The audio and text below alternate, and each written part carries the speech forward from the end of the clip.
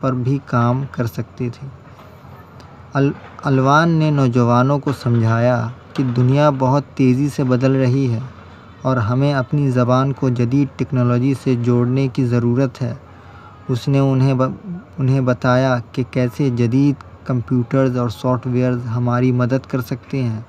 اردو میں بہتر لکھنے اور سائنسی مواد تیار کرنے میں الوان کا ایک پیغام بہت سادہ تھا: ہمیں اپنے ماضی کے علم اور تہذیب کو جدید دنیا کے ساتھ ہم آہنگ کرنا ہے، تبھی ہم آگے بڑھ سکتے ہیں۔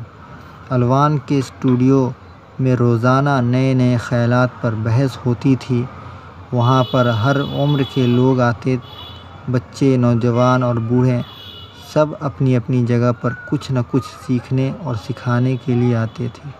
الوان نے انہیں سمجھایا کہ کیسے ہمارے بزرگوں نے محدود وسائل کے باوجود علم